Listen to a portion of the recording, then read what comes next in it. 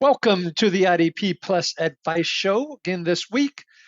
This week, we're going to talk about, once again, our continuing series on top 24 repeaters and non-repeaters, focusing on running backs.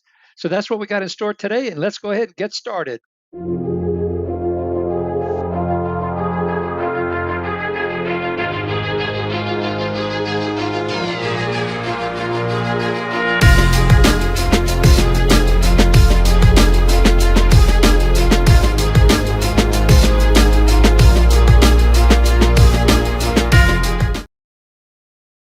All righty, welcome everyone to the show. I'm your host, Ricky Rod Reed. You can find me at RickyRod66. I am joined by Sean T. You can find Sean at Sean8386 on X. And we're thrilled to be back with you once again with our continuing series. This is the 7th of our 9 shows we're doing on total, with top 24 repeaters at each position and our non-repeaters, and who will be moving in and who will be moving out.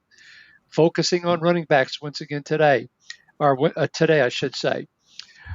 If you've missed any of the series, you can go back into the same IDP Plus Advice channel on Spotify and check them all out. We've done 5 true positions for IDP. We did offense last week with some very nice comments at YouTube. So thanks for those that left those comments.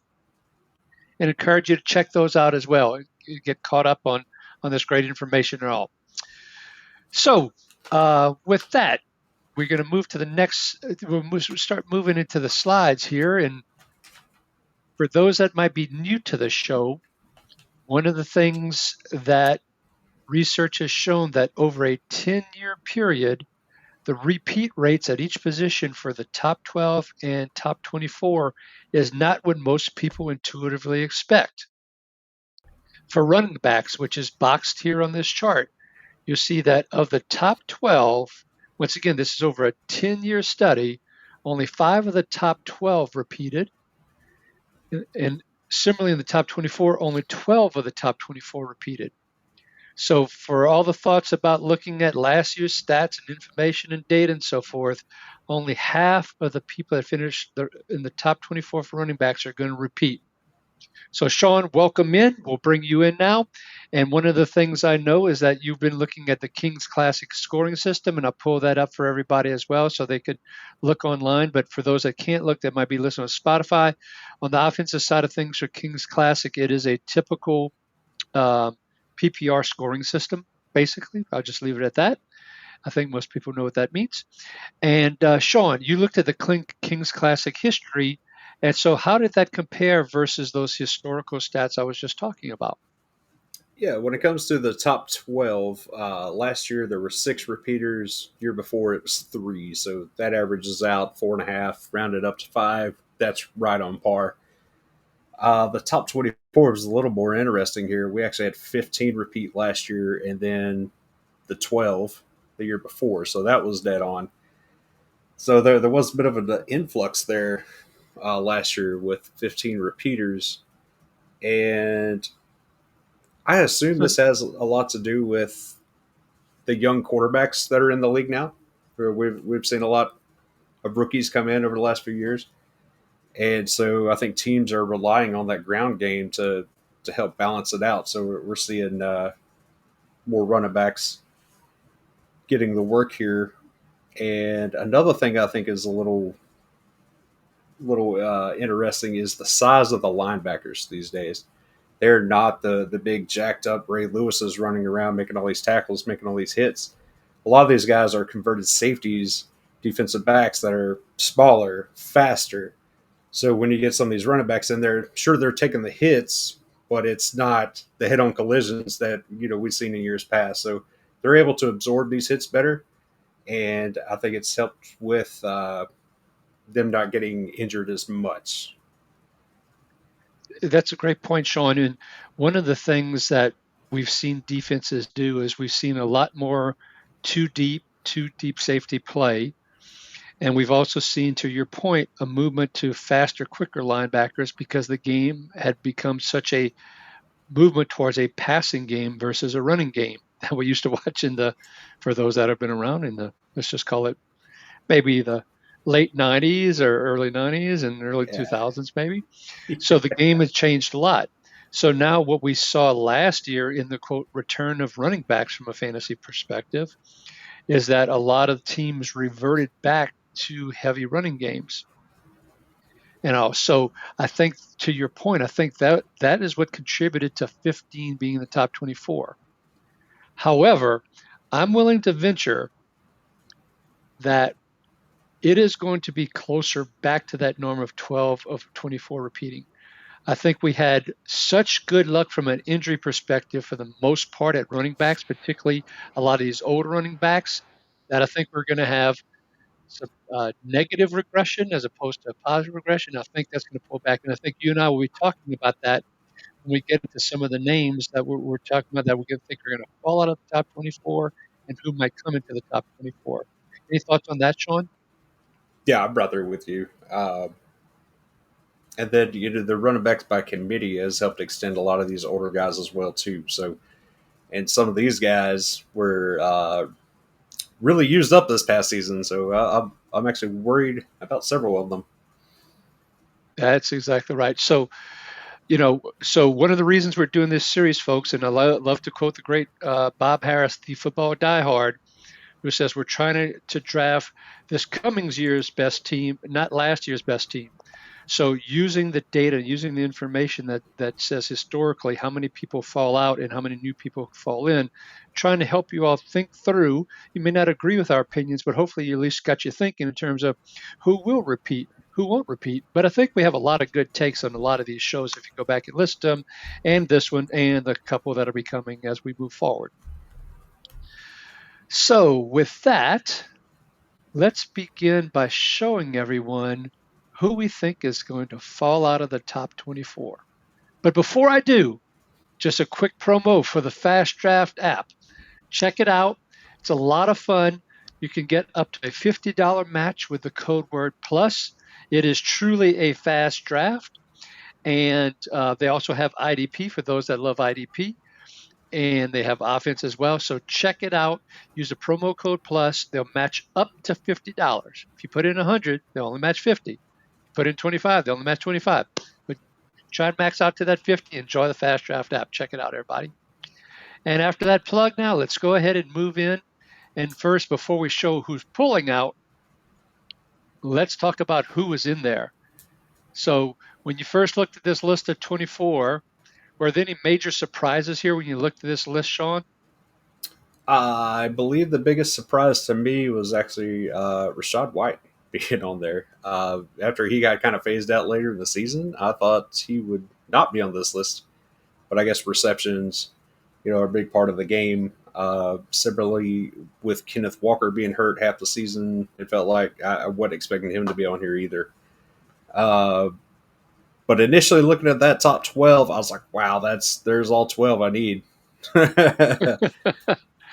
And you brought up a point earlier in the show about some of the rotations and platoons and so forth. And right, what that means is even though Kenneth Walker missed, I believe it was 4 or 5 games, Something like that.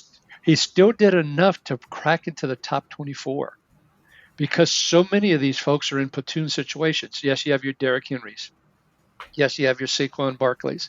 Yes, you have your Josh Jacobs, who are really your bell cow type of running backs. But a lot of these other systems had a lot of people platooning.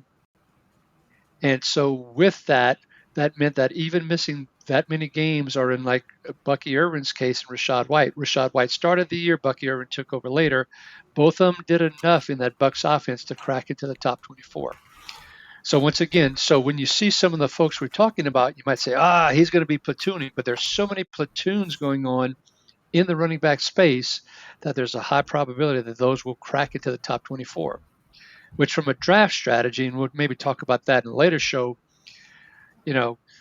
maybe you're better off drafting the cheaper version of some of these platoons as opposed to more expensive and loading up at wide receiver or some of these other positions. But that's for another show. Okay? And with that, so I'll bet you for those that might be looking at it right now as they're watching this on YouTube, they might be thinking, okay, wow, which 12 of the 24 am I going to pull off this list? Well, we're going to unveil for you who we pulled off the list, and there's going to be a few shocking ones. So if you're looking at the list, those that are in red, both Sean and I agreed are not likely to repeat in the top 24. The purple ones were the ones that I felt they would also not repeat, but Sean didn't agree. And the blue ones are the ones that Sean felt like they were going to fall out of the top 24, but I didn't agree. So the ones in red that we both agreed upon: Kyren Williams, James Conner, Aaron Jones, Joe Mixon, Jonathan Taylor, Rashad White, Najee Harris, Rico Dowdle. Some of those are pretty obvious, others maybe not so much. But what we want to do, though, is talk about maybe some of those names. Some of them will be coming up on the next slide as well when we talk about the replacements. So we're going to blend it all together. But Sean, you have some big names on here. Starting off with number one, Saquon Barkley, who you are putting on the list as not repeating the top 24. That is one heck of a big cojones kind of prediction. So why don't you tell everybody about why you left Saquon Barkley off? Yeah, there are a lot of things working against him. The curse of 370 carries or touches. If you factor in the playoffs, 436 rushing attempts, 46 receptions. So 480 touches he had. That's something that the next year falls off dramatically. Ran for 2,000 yards, phenomenal season. If we look at running backs who have hit that 2,000-yard mark, the next year they drop off dramatically. So the 370 touches, the 400 touches, 2,000 yards, and he's on the cover of Madden, if you believe in that curse as well. Uh, there's a lot going against him, and playing into February, he has less time to recover from these. And it's not like they only gave him a handful of touches there in the playoffs. He was the bell cow. So the Not odds to mention the are fact that the Eagles talked about the fact that they want to be less run heavy this coming year as well, which is just one more thing on top of it. Sorry, Sean. right. Offensive coordinator's gone too, so it could be a little different there as well. Now, assuming he's healthy, if we look at kind of the average of what a lot of these drop off to, he could still fall into that 20 to 24 range. But with the injury increase and just, all the things working against him this year, I would not be comfortable taking him as a top two running back this year at all. Just everything points to him regressing quite a bit. He has a little bit of injury history, nothing too bad, but it's there also. So those are the big reasons I took him off. Right. So basically, if you're picking him in one of those first 3, 4 spots in your draft, um, you're absolutely paying probably beyond peak performance of what he can realistically of what might realistically happen based on what history has shown and what data has shown. For those that might not be familiar with the curse of 370, Sean kind of alluded to it, but to make sure everyone's clear, it's a combination of number of carries plus uh, receptions as Receptions. well. If that adds up to 370 or more, the history has shown that players that have done that, if you go back to Larry Johnson's, DeMarco Murray's, several others, their their their stats the next year in almost all cases have dropped off significantly. There's a And great story. Oh, sorry, Sean, go ahead. well, I was going to add to that, when you get to the 400 carries in a season, regardless of playoffs or not, which he hit uh, into the playoffs, those numbers drop even more. Like the last time anybody had back to back 400-yard carries was 99. Eddie George was the last guy to overcome 400 touches or 400 carries, not just receptions, but carries in general. You have to go 26 years back to see somebody not regress. Yeah, go ahead, Ricky. I didn't mean to Yeah, interrupt you no, there. that's a great point, Sean. And so, folks, there's some real risk here with Barkley, and that's part of the reason that Sean wanted to call it out. If you want to learn more about the curse of 370 and see more about the different running backs and so forth, Gary Davenport, also known as the Godfather of IDP, did a great article in Football Guys. You can go and check that out and read it. Do a Google search on, you can find it. It's a great article and great information, and should have you concerned. So, part of the reason I know Sean wanted to call this out is because of the curse 37 to make sure we educated folks on that and they understand the risk. But the risk also shows that if you have even more than 325 touches, that there's significant risk as well, and that could play into some of the other names we hit here in a little bit.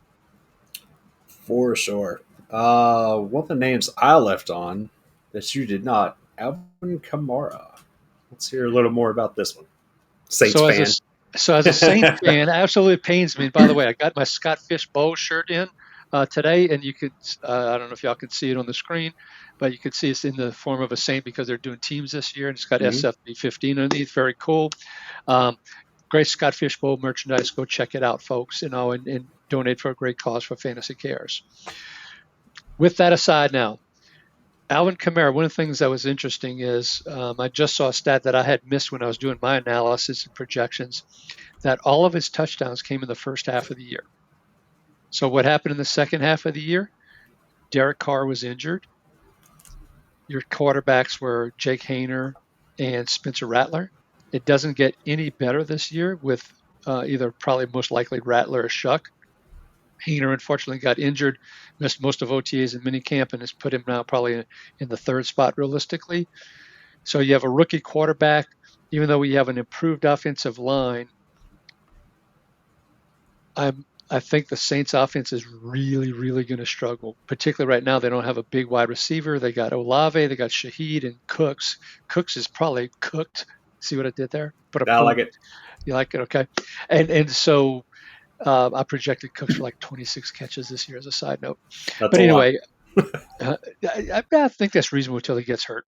But Shaheed is small, Olave is small. I don't think this is going to help necessarily to keep the change moving at all. Kamara's efficiency has dropped over the past several years. So while he looked really good at the beginning of the year in those first two games when everybody's talking about the Saints, my gosh, new offense, blah, blah, and then it just completely fell apart from there. I just don't think the Saints team as a whole is destined for success. And part of what I really worry about is when it gets later in the year, just like he missed the last few games this year, that's another risk as well. But the Saints offense overall, Kamara hitting that 30 age mark as we get into this year, I think it's just not going to work. So that's why I pulled him as much as it pains me out of the top 24. Sure. Yeah, all valid points. Rookie quarterbacks, it was a mess last year after Carr got out. Uh, I left him on because of his receiving upside, which is where most of his upside comes from. He is a weapon out of the backfield. And the Saints actually have the easiest running back schedule or schedule for running backs this year, strength schedule wise. And then Kellen Moore, who just came over from giving Saquon Barkley his career year, is in charge of this thing. So, am I expecting Kamara to hit Barkley numbers? I am not. But I do think he will be crafty enough to design plays for Kamara to get some big gains in there and possibly see a little more rotation here to where we'll see him extended a little better, maybe fresher later in the season. So there's at least some hope for me there to not completely drop him out. All fair points. I just worried how well will Tyler Shuckin or Spencer Rattler be able to execute the plays that Kellen Moore designs. My gut is saying that the Saints will be a top three picking team in the NFL draft next year, and they'll be getting a new quarterback. So that's how Oh, little nice. confidence I have in this coming year for the Saints. So now another big name that you took off the list, Bijan Robinson. You have him falling out of the top 24. Tell us about Bijan. Yeah, so boy, he seems to be the ADP number one overall running back from what I'm seeing everywhere. And if I look at years past, every time we are all in on a guy like that, he disappears, gets hurt, and I feel like that's a little bit of a curse coming in as well. He also had 364 or 5 touches, I believe it was last year. Of course, he didn't play the extra month into the playoffs, so he is given a little extra time to recover there. Uh, that's a lot.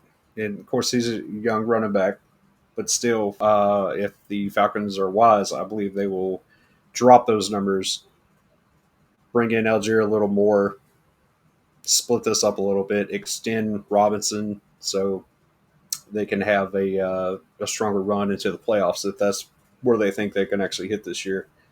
And plus, we kind of seen the excuse me passing game really take off too. So maybe we see a little more of that. Maybe get the lead. If they're in shootouts, I think Robinson drops back a little bit too. But he does have the reception upside. I'm just worried about, again, it's a lot with Barkley, just how many touches he had last year. And if they do that again this year, we're just increasing the chances of injury, I think. Yeah, he was right there on the precipice of the 370. He was at 365. To me, that's close enough. So you bring up some great points there. 304 carries, 61 catches. Um, that's 365. I mean, that's just a lot. Regardless of the size of the linebackers and all, that's a lot of wear and tear on the bodies, folks. And there's a real risk with Bijan Robinson here. So anyway, I don't disagree with you. And in fact, if I'm getting a lot of these guys, in some cases, if I would end up drafting Barkley, I'm making sure to get Will Shipley, not AJ Dillon. I know they signed AJ Dillon, and everybody's thinking he's going to be the number two. I'm sorry. Anybody that's missed a whole year like that and wasn't even at 4 yards a carry the year before, if I remember correctly, he's like at 3.8 or 3.9 a carry. Yeah. So I would pick up Shipley, which also, so if you're in the betting mindset now, what does this mean for the Eagles overall? They also lost, well, I won't get into the Eagles, but Mekhi Becton, we didn't talk about losing him when we talked about Barkley as well. Atlanta lost their starting center. They have a rookie quarterback with Penix, who Atlanta seems to be all in on. You and I had that debate last week about, well, maybe Cousins does come in. You were starting to feel for a few games, so be interesting. But Bijan, for me, the big risk, to your point, 365 touches last year. Yeah. If he stays healthy, then for sure he's back on this list, even if it's towards the low end. Just I don't know. Like I said, when I get nervous when I see a running back go high in the fantasy drafts because it's every year. CMC last year, he was the top overall guy. Barely saw him last year. Year before that, I think it was it Barkley the year before that, or Chubb or so. I don't know. Somebody else. The last few overall guys just did not pan out. So when you're taking the top overall running back, it just never pan out. Just I don't know. It just feels kind of like a curse there too. But yeah, the touches are massive. So speaking of a one man army here, let's go James Conner out in Arizona. So James Conner turning 30 this year. Of course, kudos to him for having overcome cancer in his lifetime and having such a great career and so forth. A couple of things working against him. One is age. Two is he does have a significant injury history, although he played basically almost all the games this past year. Another big factor is Trey Benson started getting a little bit more time at the end of last year, started looking much more effective and running much more confidently, has taken it to another level and actually has been training with James Conner, is getting all kind of kudos. Now, what is he going to say? Hey, he sucks. But, but But I do worry about Connor's injury history. I do worry about cancer, and I've had family members that have cancer and so forth. And sorry, I didn't want to bring everybody down, but I just worry about what that does to the body over time and all these hits. And he took a large number of hits again last year. And in terms of once again total carries, Connor actually had 236, which is still almost 15 carries a game. That's a lot of hits plus 47 catches.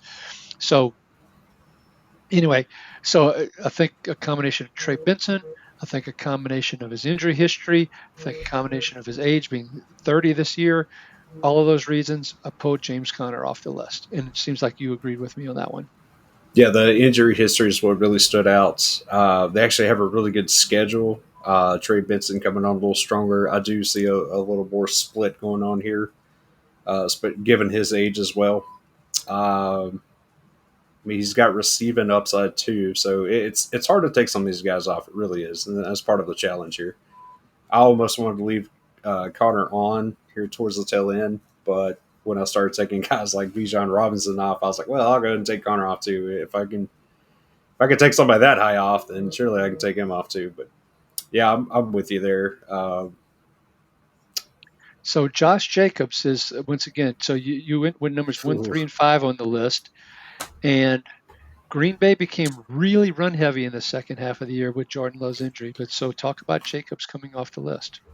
And I think that's part of it because Jordan Love struggled with injuries last year, or early in the season, later on. I do think that's why they leaned more heavily on Jacobs. Um, Another pattern I've seen just in the stats, he's had double-digit touchdowns 3 times. One of them being this past year. The other 2 years, the very next season, he only managed 800 yards. So he went from like 1,000 yards, 12 touchdowns, down to like 8 something, 9 touchdowns. 1,600 yards next with 12 touchdowns next year, 800 yards, 6 touchdowns. So if you believe in patterns, I mean, that's something to look at. But one of the bigger things was Love's injuries. So if he's healthy, I think he gets dialed back. Jacobs gets dialed back some. Another interesting thing I was checking out, even though Jacobs is on the younger side, he's been playing in the NFL for a while. And looking at when running backs start to dip down, it's around, I think, 15 or 1,600 career carries, and after about 5 to 7 seasons.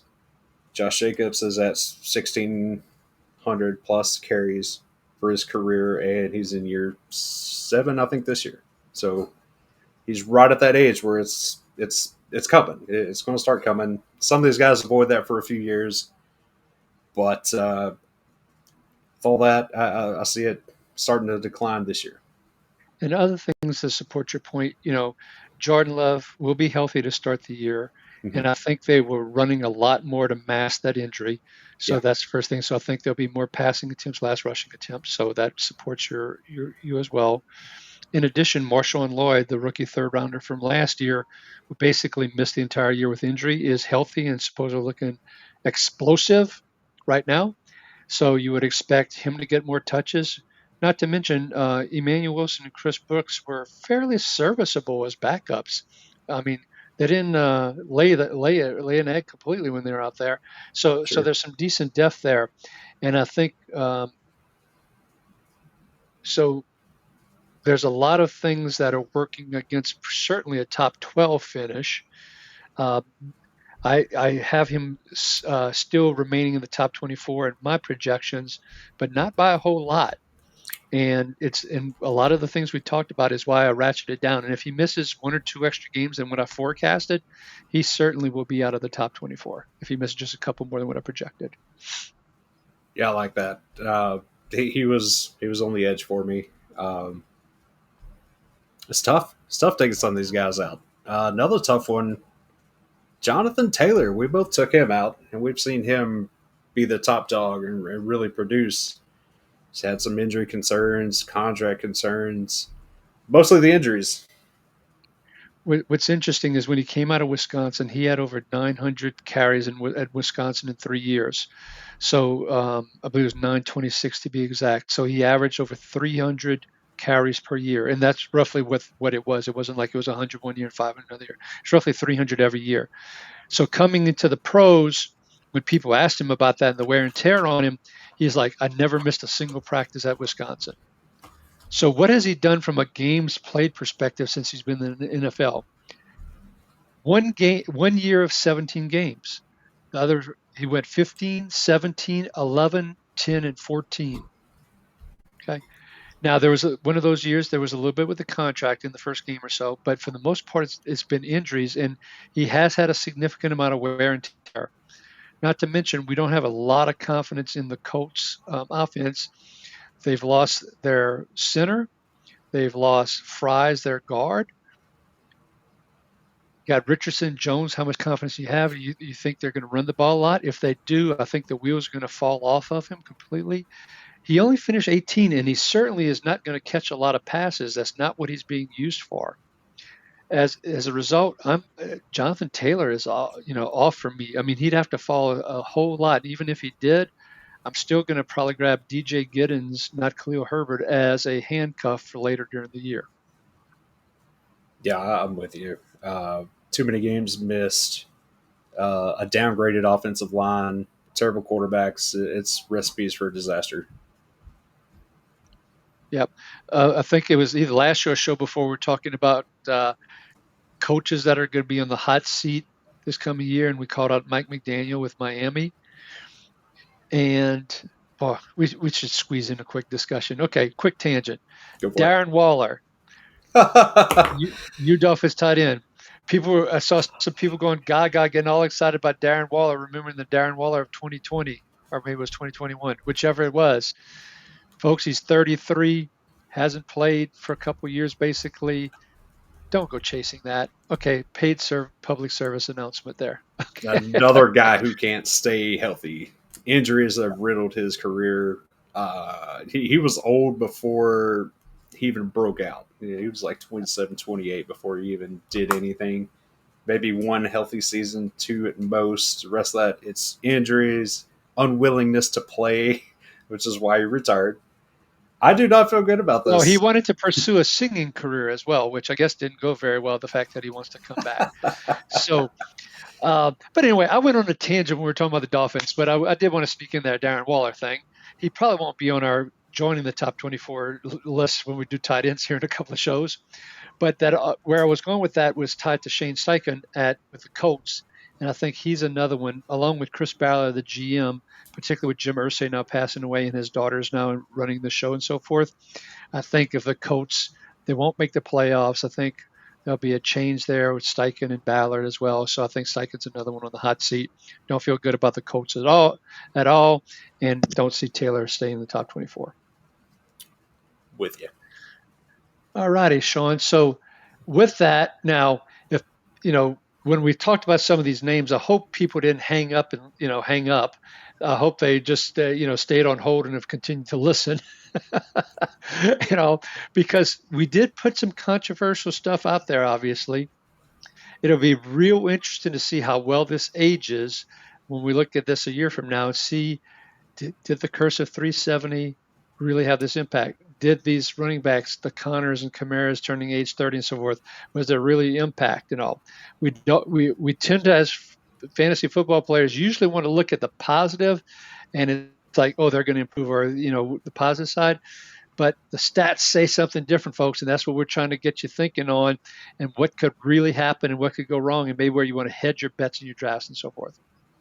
So now people are wondering who we put in top 24. And before we share that, just want to make a quick plug for IDP Plus. Go to idpplus.com, sign up, folks. Got rankings there for offense and IDP. We've got great articles, got Discord, got great tools. One of these shows, we're going to bring some of these tools on and make sure you all can see what those tools are and how they can help you during the season. So we'll plan on that, right, Sean? But IDP Plus, fantastic. Check it out. And new owners, it was just announced earlier today that we have new owners of IDP Plus. We'll be putting more info, and there'll be more stuff coming into IDP Plus. So check it out, idpplus.com. And with that, here come the 12 players that we both have joining the top 24. And we agreed on 6 of the 12. And on 6 of the 12, we had differing thoughts about who might pop into the top 24 here. So, Sean, we both had Caleb Johnson from the Steelers. So, despite the fact that Aaron Rodgers likes to throw the ball, we got Arthur Smith offense who likes to run the ball. There'll be some sort of compromise in between. So, we both felt like Caleb Johnson would get enough to get into the top 24. But you also included Jaylen Warren with that. So, tell us why you think 2 Steelers running backs will make it into the top 24. I think it's because they'll have to, because Aaron Rodgers is old and feeble. So, looking at Arthur Smith's history here, if we go back to his offensive coordinator time in Tennessee, he had Derrick Henry, gave Derrick Henry his best season, the 2,000-yard season. Then he becomes coach of Atlanta. Coaches there for 3 years, and then was the offensive coordinator last year for the Steelers. In those 4 years, he has had his running backs really split carries. It's not been a 50-50 split, but if we go back to 21, Cordell Patterson and Mike Davis, 153 to 138. The next year, Algier and Patterson, 210 to 144. Bijan and Algier, 214, 186. Last year was Najee and Jalen Warren, 263 to 120. Now, the reason that one was bigger because Jalen Warren was injured for a while. So I would have expected that to be a little more even. And so with Rodgers' age and the offense that Arthur Smith wants to run, they just traded for Jonnu Smith. So he's got his two tight ends, him and Fryermuth. They're going to be running the ball a lot, I think. And I think it's going to be pretty close to 50-50 on this. And I think it'll be enough for both of them to get in the top, even if it's more heavy Jalen Warren to start with, and then Caleb Johnson picks up, maybe steals it later in the year. I think it's going to work out even for both of them. Yeah, and I think Jalen Warren will also, while Caleb Johnson will have more carries, I think Jalen Warren will have more pass receptions. And this is a PPR scoring system as well. Mm-hmm. So I'm guessing you have Jalen Warren just squeaking into the top 24, not Yeah. necessarily at number 12 or so, but in that bottom half kind of thing. Yeah. And this ties These back to some of those platoon things we were talking right. about earlier, like we saw Rashad White and Bucky Irving on the list as an example. And it's important to note that these names on these lists are not in any particular order. They're not. This is who I think is definitely going to be number one, and number 12 didn't just squeak by. These are just the order we threw them up on. These don't designate an actual ranking. So. And I actually kind of put some of them side by side on the list so that as people looking at them, they can see similarities with similar teams or older teams or things along those lines, or differences where we may have picked a different person from the same team. So I did it from an alignment perspective. So great call out. This is not in order per se, just means they will move into the top 24. And we both put several rookies on here. Jeanty being the easy one. We both had Caleb Johnson. We both had Omario Hampton. Want to tell us a little more of that one? Yeah, so we both had Omarion Hampton, and the Chargers do like to run the ball. And so while I do think they will throw the ball more with the acquisition of Trey Harris, for example, who they drafted, the re-signing of Mike Williams, who I think he'll be good for about 18 catches, give or take, but they did re-sign him. 12 touchdowns in those 18 catches. If you have him, trade him now. Get what you can for him, folks, because I don't think it gets any higher than where it is right now. And that's not much, probably. But I do think they're going to run the ball a lot.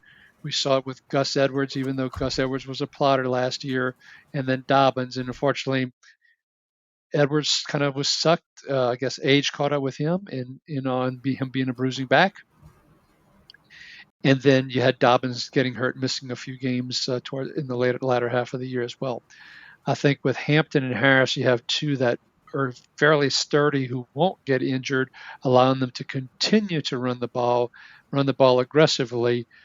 Neither one of us have Najee Harris in the top 24. We both had him coming out. It was so close. We do think, my perception is that Harris may start the majority of games, but when it comes to total touches and carries, and maybe even a little bit on the pass catching side, Hampton will end up with a lot more carries and will end up with a few more catches. So that's how I see it playing out. Sean, you also had him in there. Anything to add there? No, that was pretty spot on. And going back to Harris, I almost kept him on because I do like the situation for both of them to be fairly split. But I'm with you. I do think Hampton overtakes him and offers a little more on the receiving end. Pretty much more same explosiveness for sure. Yeah, absolutely. Harris is truly your cloud of dust running back, for lack of a better term.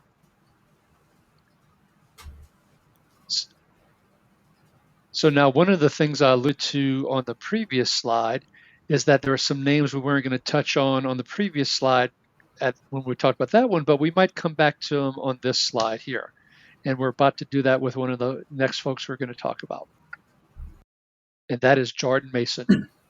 So we both left Aaron Jones off of the previous slide as a non-repeater in the top 24. So Sean, before I talk a little bit about Jordan Mason, or before you talk a little bit more about Jordan Mason, why don't you hit on both Aaron Jones and Jordan Mason? Yeah, it comes down to age is a big factor here. He's 31. He just came off a career high 255 carries. Uh, didn't look completely explosive. He didn't look completely tanked either. Um, yeah, so they went out and got Mason to kind of come in, take a lot of that pressure off Jones. Maybe insurance. Maybe they start splitting. He got a fairly good contract, if I'm not mistaken, $7 million guaranteed on a 2 year, $12 million deal. That doesn't say, hey, this guy's just a backup. That tells me he's getting in there. Yeah. He's only 26, Jordan Mason, 236 career carries, so it's fresh. He's right in the prime of his career. He's got over a 5 yard per carry average. Aaron Jones wasn't terrible. He was 4.5 last year. One of the interesting things was his missed tackles. He forced a missed tackle on 37.3% of his carries, that being Jordan Mason, which is phenomenal. So he's elusive. He's a bigger back. He is 5'11", 223, where Jones is 5'9", 208. Why does all this matter? He can take the hits better, I think, even though he got injured last year. He's built more for it. He's younger. They're going to run the ball to help J.J. McCarthy. They'll have to. He's essentially a rookie, missed the entire season. They're going to have to establish both these guys. I think Jordan Mason overtakes him and just runs away with this. Yeah. So the reason I had taken Aaron Jones off the list was there's that age 30 thing again. And I talked early in the show about this negative regression for all these guys that stayed healthy.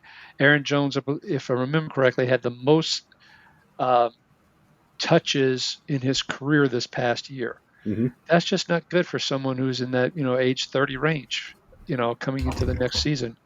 Everything you said about Jordan Mason is true. People may not remember, but when Christian McCaffrey was injured early in the year and the 49ers were relying on Mason, Mason was a top 5, 6 running back. Once again, scoring system could have been different, but in general, he was in that range. So he's clearly capable of being successful. The 49ers, unfortunately, were just in such a severe situation from a cap perspective. That's why they let him go. It wasn't because they didn't like him. It was purely from a financial perspective. They needed to let him go and got a little bit draft capital as a result by making him restricted free agent and trading him to the Vikings from there. So anyway, I love what Mason brings. And I think Jones is going to get, the injuries are going to catch up and the age is going to catch up and he's going to fall out. So you're picking up this theme about ages and injuries and so forth with us here, at least and me in particular. But no, I guess Sean as well.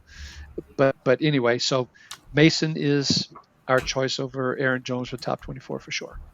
Yeah, on a lot of positions, age doesn't bother me too much. Running back is the one that it does the most. Just because of they don't have the long careers like a defensive tackle does. A guy can play until he's nearly 40 or 40. A defensive tackle, he's not running the ball all day, every day, and taking those hits like that. So shortened windows. Jones, he's the old guy. I think we've seen his best, and we're starting to see his last soon. So let's take another young guy here, Isaiah Pacheco. I actually left him off the list due to some injury concerns, and I'm just wondering if this whole offense is it shifting philosophies and just how much they're actually going to try to ride him again this year. But Ricky, tell us more. Okay, so fair point. I do think, and I talked about it in the quarterback show, that I think Mahomes is going to throw a heck of a lot more. Mm-hmm. And so I actually put him into the top 12 from a quarterback perspective. But I think with that additional throwing, about 620, 630 attempts this coming year, it's going to loosen up the defenses more. I think that's part one. Everybody, I think, knew that the Chiefs had this short passing game, crowding things. The Chiefs were just nickel and dime, nickel and dime. And I think this is going to loosen up the defense, number one. Number two is when Pacheco, his first couple of games weren't so bad to start the year, but then he had the injury and then he came back from the injury. And quite frankly, he probably came back from the injury too soon, and Yeah. we did not see the best of Isaiah Pacheco when he came back. Who's his competition? Well, and let me just mention now he's had another full off season now to recover from that injury as well. His competition is Kareem Hunt. Speaking of cloud of dust running backs, Elijah Mitchell, who came over, is very explosive but also very injury prone, and a seventh round running back who a lot of fantasy dynasty folks are all excited about. But he's a seventh round running back, folks. So maybe he gets a little bit Jarek McKinnon, but not certainly this year. So I think Pacheco actually is prime for a lead role. Yeah, Andy Reid will rotate some of these guys in, but I think Pacheco does get in that 250, 260 carry range this year. I think he's very productive. Like he does get some rushing touchdowns. I think that gets him into the top 24. Well said, Ricky. It just Oh, came one more down. thing. The, Oh, the good. offensive line, you brought up a good point about some of the concerns. Josh Simmons, the first round rookie, who slid to them, and if he wouldn't have been injured, would have probably gone in the top 10. It's being reported now that he's going to be ready for the start of training camp. So you Okay, got there you him. go. You've got more of the offensive tackle they signed from the 49ers available. So I think those two become kind of your tackles. Jawan Taylor, rest his soul, goes to the bench. He becomes a swing tackle. And so you got Creed Humphrey back. You got Trey Smith back. The left guard, maybe a little bit of a question. Maybe one of those guys slides to the inside and Taylor does still play instead of, what's his name, Caliendo. But I think the offensive line overall play will be improved this year because of those tackles as well. So Mahomes will be upright more. And I think that'll be a good thing for the whole offense, including Pacheco and blocking for him. Sorry about that, Sean. Nah, all good, Ricky. I just fear that Pacheco, his touchdowns always seem to be kind of caps. Like he doesn't really get a lot of them, and I don't know if that's because goal line maybe they just want to hammer Hunt or somebody else in there, or Travis Kelsey or something like that. So And I if and I actually considered that one of the things I was thinking about. But Kelsey this year, particularly Andy Reid talked about how they got to save him from himself and so forth. I think some of the quarterback sneak stuff that Kelsey would do and all, I think that's going to be gone for Kelsey. And I really do think it'll be more of the running backs taking the ball from there. if he can get his touchdowns up, that would help him drastically, actually, because I want to say he's like 5.73, something like that. His first 3 years here in the league, which again they've been shortened seasons, but if he can boost those up, then yeah, I think he could slide into the top 24 here. All right. So now one of the things that's interesting is we both left DeAndre Swift off, Mm-hmm. despite Ben Johnson and all his creativity and all. But DeAndre Swift only had 97 carries when he was in Detroit when Ben Johnson was the offensive coordinator. Clearly, Johnson didn't have a lot of faith. Everybody thought they might take a running back. Jeanty didn't make it to him, so they took Loveland, and then eventually they took Burden as well. But it doesn't give you a lot of confidence that Ben Johnson, when he did coach him before, only gave him 97 rushing attempts, and it's not like he missed, the whole season or anything along those lines. So you feeling the same way, put Roshan Johnson in as the number 2 back. I don't have a great feeling about Roshan Johnson, so I labeled it as a new Chicago Bears running back. So either way, I think we're in agreement that it won't be Swift Right. unless it's shocking, but we do think a Bears running back will make the top 24, right, Sean? Yeah, looking at Ben Johnson over the last few years with both Montgomery and Gibbs, he likes his running backs and he likes getting them both time, and the offense that he's creating is creating some really good running lanes for these guys, check downs or whatever, and then the touchdowns. If they can replicate what he's done in Detroit, then somebody's in for a fantastic season. And to DeAndre Swift's credit, the last 3 years, he's been on three different teams, and he's actually made the top 24 all 3 years, which is crazy in itself because there weren't just fantastic seasons, but he snuck in. Uh, how long will that last this year? I think we're both assuming he's already in the doghouse. But I didn't know who else to put there. But I do think the scheme, the system is right for one, if not two running backs. I just don't know who for sure who they will be. I'm thinking Roshan Johnson doesn't have a lot of mileage on him. Turn him loose and see if we can at least get a David Montgomery type season out of him. Yeah, and I don't think either one of us have faith that Monogany, the seventh round rookie that they drafted, is going to, be the one either kind of thing. So Yeah, that's why I went with new Chicago Bear running back. You might very well be right. It could be Roshan Johnson instead of DeAndre Swift. Something tells me somewhere in the process here, someone will get loosened up. Maybe it's someone like, I'll make it up because we're going to talk about the Patriots here in a second. Antonio Gibson gets that'd be freed cool. up. The Bears pick him up, and suddenly Antonio Gibson. I mean, people forget what he did with the Washington. I think it was the Commanders, Commanders back then. I'm not sure if it was the maybe football Redskins. team. Might Yeah, have been the football team at that point in time. But what Antonio Gibson did led me to a fantasy football championship that year. But he's still a very talented running back, and so forth. He's got to protect the football and stuff. But someone like that could end up with the Bears and could end up being the running back that makes it to the top 24. So I'd say yes. I'd definitely take Johnson over Swift. I would take Johnson later in the draft than Swift earlier in the draft. But I'm also monitoring the Bears very carefully to see who they pick up and if it's pretty quality running back in a Ben Johnson system. I'm going for it, folks. I'm spending some fab money on that, from a free agent perspective. absolutely. Now, another one where we didn't align from a running back perspective was with the San Francisco 49ers. Christian McCaffrey is who you have coming back into the top 24. And I have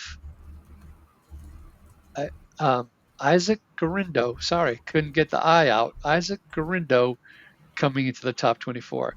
Make your case for McCaffrey coming back in, and I'll make my case for Garindo over McCaffrey. I don't hate Garindo because I thought about putting both of them on there because I think McCaffrey plays at least half the season, and if I can get 100% of Christian McCaffrey for 8 to 9 games, I think that's good enough to hit the top 24. And then my thought process was Garindo could also sneak in there as well, but ultimately I decided with just McCaffrey because I'm trying to send positive vibes out there for everybody and him to be healthy this year and to take us back to the fantasy playoffs and hopefully win us a championship. Everybody's down on him. That seems to be when he blows up. When everybody's high on him, that's when he shuts down. So I'm going for the odds of him just being completely a bust for us 2 years in a row to not happen this year. But I know his injury history is not good. He's also 29. I don't think he's quite 30 just yet. Let's see But here. I just put up Pro Football Reference, and he is aged 29 and 24 days as we record this on July 1st. So okay, this is his age 29 season. still okay age wise. And then they're receiving upside, and with Ayuk being injured, Debo's gone. If he can come in healthy right out of the gates, I think he'll be a good receiving option for Purdy to at least start the season until his inevitable demise. So that's very interesting, Sean. So um, some fun facts about McCaffrey that people lose sight of. So out of the last 5 years, how many has he basically played a full season of six? Let's call it 16 or 17 games. How many Out of five, I'm going to out of the last say five? three, Two. two. Two. So in 2020 he played three. 2021 he played seven. 2022, which is a phenomenal year, he had 17. 2023 he played 16, and then he's back to four last year. Last year he also had a whopping 50 carries for 202 total yards, no touchdowns, which is an average of 4 yards per carry, folks. Not terrible. Not terrible. That's more of a cloud of dust Kareem Hunt stat than what we're used to at McCaffrey. I know they're saying all the right things, but once again, if you go back to the curse of the 370, he had in 2023 he had 272 carries, right? He had 67 receptions. Okay, by that math, that's 339. Let's go to the playoffs for a second. Let me check that out. 40. He had, excuse me, in 2023 he had 59 more rushing attempts in the playoffs. He also had another 19 carries. That pushed him over the 370 threshold. And what happens the next year? We saw what happened in 2024. So, folks, when y'all listen and think we're talking poppycock about Saquon Barkley, for example, and Bijan Robinson and all that, they had a great year. Of course, going to have another great year. That's a prime example of McCaffrey having this fantastic year, and then all of a sudden, look what happens the next year. They're saying all the right things. He's healthy in in OTAs and minicamp and all. He's looking good. We got to protect him from himself. Same comment was made about Kelsey. Same comment Shanahan made about McCaffrey. I just don't see him staying healthy for a full year. If you remember how he went down with that calf injury last year, it was like nobody hit him. He started running and went down. In that game, I believe I want to say it was a Thursday night game, maybe a Sunday night. It feels like it was a night game. But anyway, it just like he got shot in the leg and he went down. So I don't have the confidence of him staying healthy, which means Isaac Guerendo in his over 5 yards a carry and his approximately 10 yards per catch. Now, granted, those are inflated by some big, a couple of big runs and a big catch where he ran it quite a distance. But those all count. And he is explosive, and it's one of the reasons they drafted him in the 4th round out of Tennessee.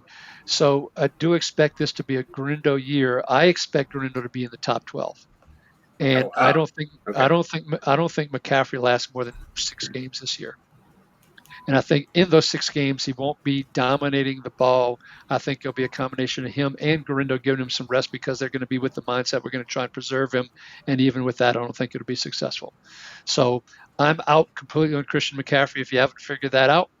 And so you've heard Sean's case for McCaffrey. You heard mine for Guerendo, and Sean does have a little bit of love for Guerendo as well. But anyway, I just want y'all to keep that in mind if you're drafting McCaffrey, who is now in a lot of drafts, has moved into the 1st round from an ADP perspective. Oh, wow. I didn't know he had shot up that high. He should not be that high. Nobody should be confident enough to take him that high. If you do, you better come back and get Guerendo a few rounds later before he's gone, because you're going to need that handcuff for sure. Well, another one we had a great debate on, I should say great debate, we're about to have a great debate on, is Ramondre Stevenson, as you have him in the top 24, and I went with Travion Henderson, the rookie. So state your case for number 38, Ramondre Stevenson. Oh, boy. 38 is his jersey number for the record, not top 24 oriented. That's his jersey number for those that didn't remember that. Sorry, Sean. Well, right off the bat, I know he had 7 fumbles last year. Not great. I don't think his yards per carry. That's freaking horrible, by the way. Yeah. It could have been 8, but he didn't hit that mark. He kept it at 7, so it could have been worse. A 3.9 carry. The Patriots sucked last year. I mean, that's where it came down to. We've seen Stevenson shine in the past. Nothing McCaffrey level, but he's been solid. I have concerns about Henderson with his injuries in the past. I think his average for in college was 12 touches, 13. It wasn't necessarily because of injuries, but right. But you're right. He was not a bell cow running back. That is for sure. Josh McDaniels is back, and with his tenure in New England, he seems to have running backs for specific roles. Somebody is the rusher, somebody is the receiver, somebody's kind of a pass protector. Maybe that's where Gibson comes in. With all I'm seeing from camp right now and hearing some of the beat writers, everybody is saying it's looking 50-50 split on these two. So, which tells me I'm sure they regret the contract extension for Ramondre Stevenson. It was like 4 years. I want to say 30, 36, 35 million, something like that. It was way too much. Too much. And they took Henderson's 2nd round. Is that right? Henderson was second round, early second round. That is correct. So obviously they wanted to upgrade the running back position, but I do think it's a split. I just kind of coin flip this. I thought with the familiarity with Stevenson being in McDaniel's system before, I thought maybe he's got the upper leg at least to start the season. And with the improvements for the entire team, Drake May, we're expecting him to take the next step and be the leader at all. I do think if he can stop his fumble issues, then I think he extend his chances of hitting the top 24 this year. If he becomes a fumble machine, then I'm passing it to you to tell me more about Henderson because I think you'll take that role from him. Yeah, the one thing I worry about is if he doesn't fix the fumbling concern, Mike Vrabel will have no patience for that. Right. Unlike the rookie coach last year, Mayo, who said he was going to bench him and sat him out one play and then put him right back in. So I think that's a risk. If you look at his fumbles, 2 his first year, 4 his second year, only 1 his third year, but he only had 156 carries. And then this past year, 7 fumbles on 207 carries. That's just a disaster waiting to happen if he doesn't improve that. Now, Travion Henderson, to your point about the roles, I expect him to be the pass catching and pass protection running back. He excelled at that at Ohio State. It was one of the things that was very attractive to him with a lot of the teams is a lot of these running backs come in without great pass protection skills. Travion Henderson, the scouts noted that he was a great pass protector. And if he takes that James White receiving role, when James White Mm-hmm. used to catch 60, 70 passes a year, so from a PPR perspective, and then Travion Henderson, way more explosive than James White. And you can see 1 or 2 nice 40 or 50-yard touchdowns coming out of a couple of those little short things that he takes off and runs and makes Drake May's stats look really good for a dump off. But I just think Henderson, because of that, will outscore Stevenson. Now, if I was one of the things that also always worried me about Stevenson is when you saw a picture of Stevenson, what popped to your head when you looked at him in that number 38 jersey? Sure did smile a lot. And not just the smile, but he seemed to be on the robust side from a Yeah, weight he's perspective. he's a little bigger than what I think his playing weight is listed at. Yeah. And and that's what it was last year. And when I made this list, that's what I was thinking. I saw a picture yesterday of him and they said it was him and it was his jersey number and it was the first picture I saw of him because he missed a lot of OTAs and minicamp because of a passing of a family member and all. But when I saw it, I was like, that can't be Ramondre Stevenson. That person looked way thinner than the Stevenson of last year. So if he got himself into that kind of shape, I would actually put both Stevenson and Henderson into the top 24 and I would probably remove the Javonte Williams / New Dallas running back that I have on this list in that place, if he's really in that good a shape. So if when we get to training camp, if that is the case, I'm moving Stevenson in, I'm pulling Javonte Williams out. For the record, I'm staying away from Dallas's running back situation Well, let, altogether. let's go there. And, Javonte Williams is now multiple years recovered from that significant knee injury.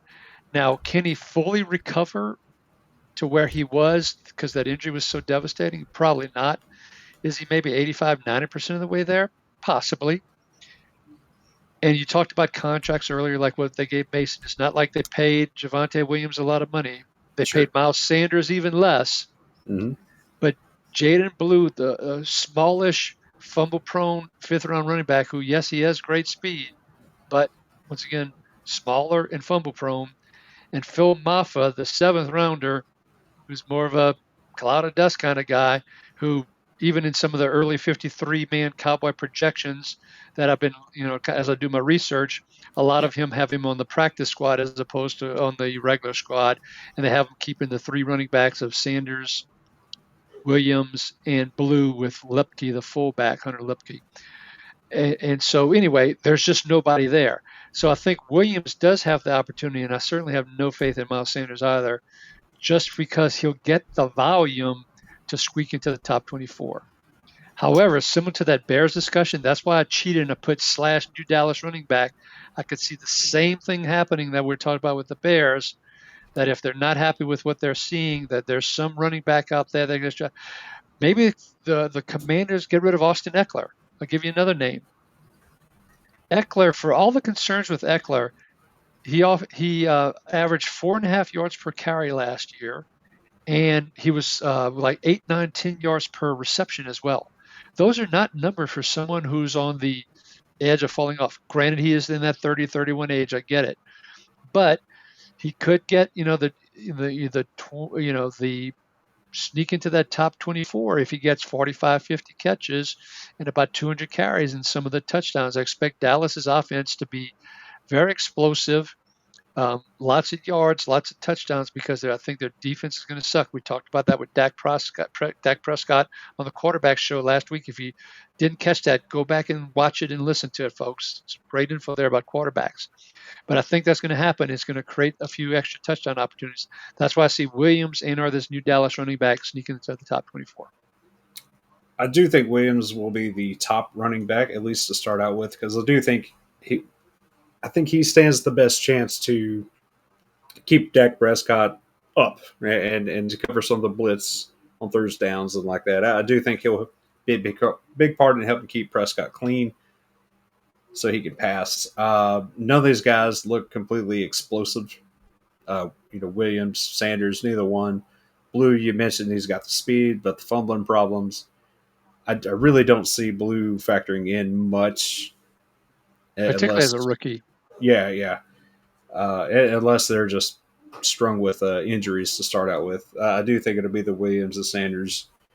Williams, I see being, like I say, more of the pass protector, and maybe Sanders, maybe hammered in at the goal line. But we're looking at Dallas to be air power with Pickens and Lamb, even Turpin coming across the middle or something for some crazy little plays, and then Ferguson in the middle as well there. So it's a tough situation. But to your point, Austin Eckler is a guy I really wanted to put on this list. I just could not pull the trigger on it with Brian Robson sitting in his way.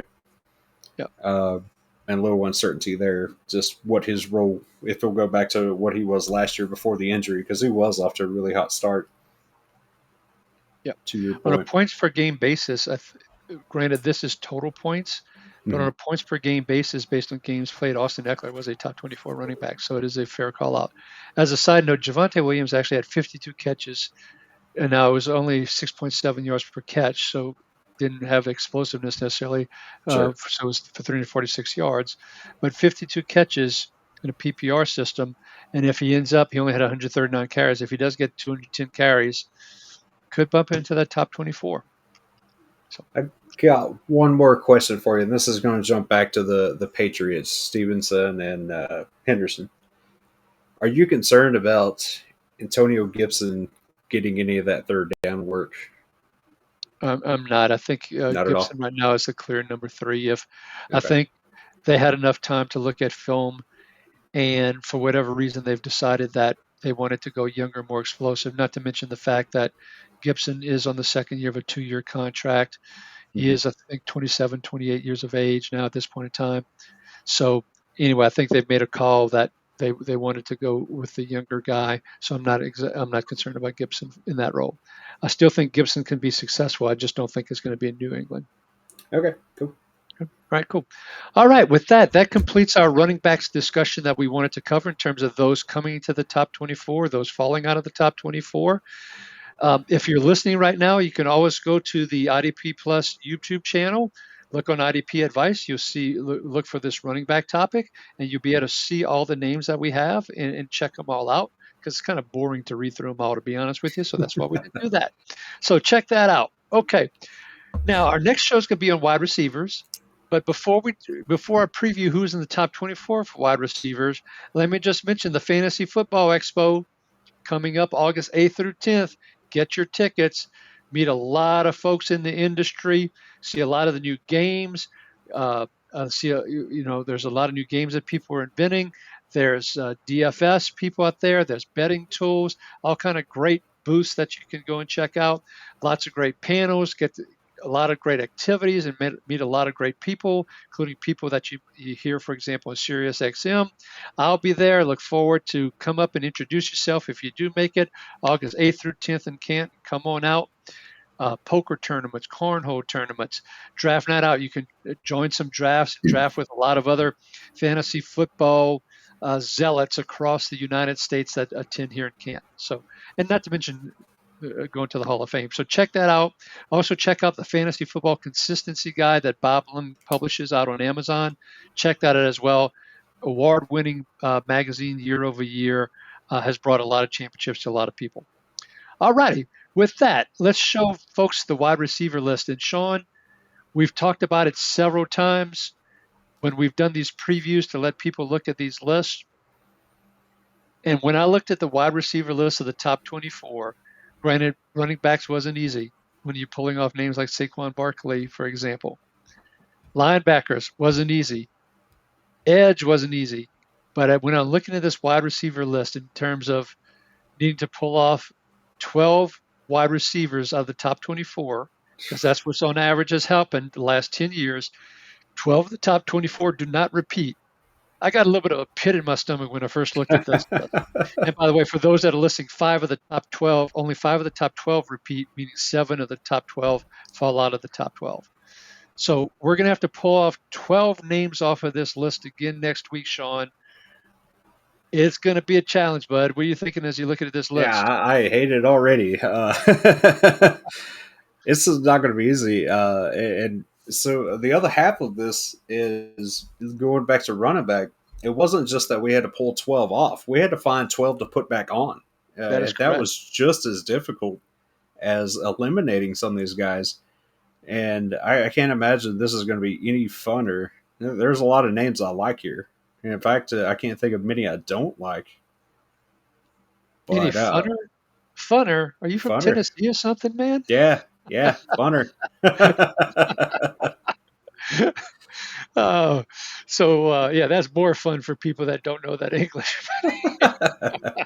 You're in the Sorry, South. That was totally acceptable. I couldn't resist, man. I'm sorry, but yeah, this is gonna be challenging when you look at the names and this, in some of the circumstances. You got a Puka Nacua at 21 here, as an example. You had AJ Brown at 16. You've got, by the way, I had to smile when I looked at this list. People who are watching can see my LSU helmet behind me, but There's a Jamar couple on Chase, there. number 1, Justin Jefferson, number 3, Brian Thomas, number 5, Malik Neighbors, number 6. That made me feel good when I was looking at that list. So No doubt. LSU pride popping out there for a second. But anyway, yeah, this is going to be extremely challenging and difficult list. And there's no curse of 370 to fall back on as far as the number related to wide receivers. I know, or right? anything along those lines. We're going to have to find an offense we just don't believe in, or I don't really see anybody injury prone either. That I'm like, hey, this guy misses a lot. Probably T. Higgins is probably the most injury prone guy on here. Or do I take a guy like he's taken steps to, like Christian Watson was doing, to try and not have the same hamstring and types of injuries and so forth. So now Watson hurt his knee. That was different, but still Watson was finally healthy after going through that. So Higgins took those steps. So it's going to be really interesting. Sorry to cut you off there. Yeah, I'm just trying to work through this. Just the initial thoughts here. A guy like Malik Neighbors, can he continue to take all the catches he does and all the hits he does? I mean, that might be something to look at. Jerry Judy's going in with probably 6 quarterbacks this year. Oh, shoots. We may have to talk about the narratives we think about what's going to happen with the Browns quarterback next week when it comes to Judy. We'll try and do that. Car wreck. I summed it up for you. Correct. Okay. All right. Well, we've run a little bit longer than normal today. And just as a reminder that it's not a ranking of the top 24 that you saw. It's just who's going to go in, who's going to go out. So we just want to remind folks of that here as we're exiting. Sean, any closing comments before we wrap up here? Yeah, just remember we're looking for next year, not last year's best. We know these guys statistically will not repeat. So trying to open your minds, get you thinking of the possibilities that can happen with, especially the running backs with the carries and the usage, how that falls off the next year, injuries, whatever. So just keep thinking about this kind of stuff, and hopefully we're all in the championships from this little learning session. Exactly right. Well, look, everybody, if you like this show, please give it a thumbs up on the YouTube channel and subscribe to the channel if you haven't. I haven't been calling that out, but please subscribe to the channel if you haven't. If you have any comments, questions, suggestions, please add it to the YouTube channel on this show, and we'll definitely read it and we will respond to it. Give me a follow at RickyRod66. Give Sean a follow at Sean8386. You can, of course, catch a replay of this or all our other IDP advice shows, all the previous shows that we did on quarterback and all the IDP positions. Go check those out on the IDP Plus channel or on YouTube or on Spotify. With that, we'll see you in another week or so to talk about wide receivers. On behalf of Sean Teague, this is Ricky Rodrigue wishing you, your family, and your friends great health and happiness. Be kind to one another. And we're out of here, and we will catch you next time. Thank you for watching the IDP Plus YouTube network. If you enjoyed this video, give it a thumbs up and don't forget to subscribe to our channel. Be sure to tap the bell icon to get notified whenever we upload new content.